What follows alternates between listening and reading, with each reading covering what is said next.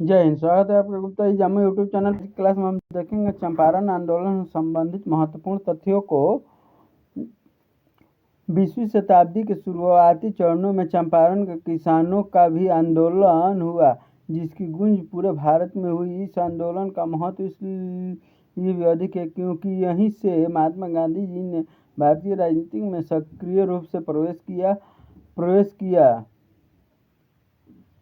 सत्याग्रह की शुरुआत चंपारण से ही हुई। उत्तर बिहार में नेपाल से सटे हुए चंपारण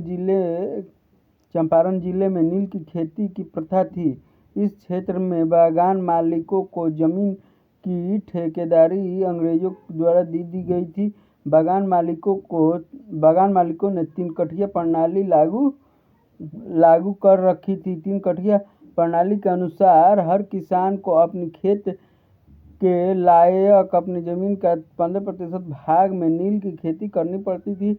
दरअसल नील नकदी फसल माना जाता था। नकदी अर्थात जिसको बेचने से अच्छी खासी आमदनी होती थी, परंतु किसान खुद के उगाए नील को बाहर नहीं बेच सकते थे।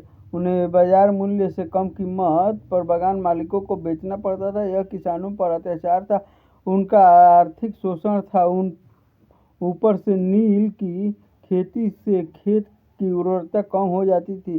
किसानों पर अत्याचार। 1900 ईस्वी के बाद जब नील की खपत लोग कम करने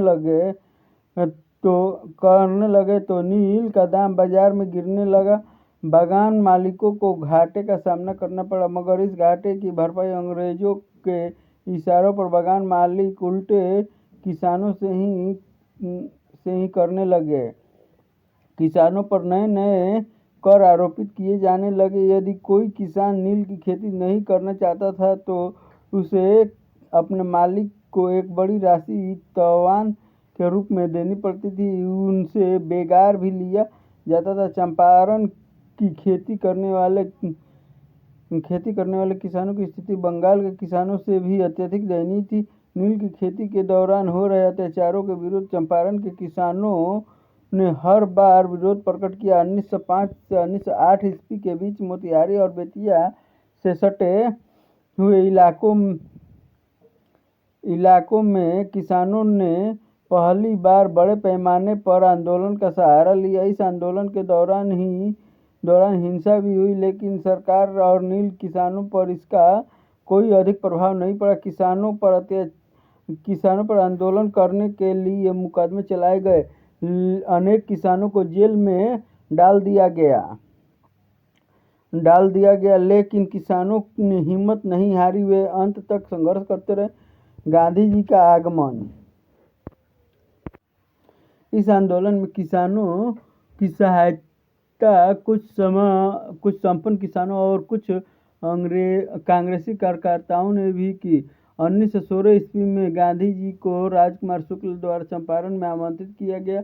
1917 ईस्वी में गांधी जी चंपारण आए। राजेंद्र प्रसाद, डॉक्टर अनुग्रह नारायण सिंह, आचार्य कृपलानी और अन्य महत्वपूर्ण नेताओं के सहयोग से उन्होंने चंपारण की दयनीय स्थिति का जायजा लिया। बड़ी संख्या में किसान नीलहो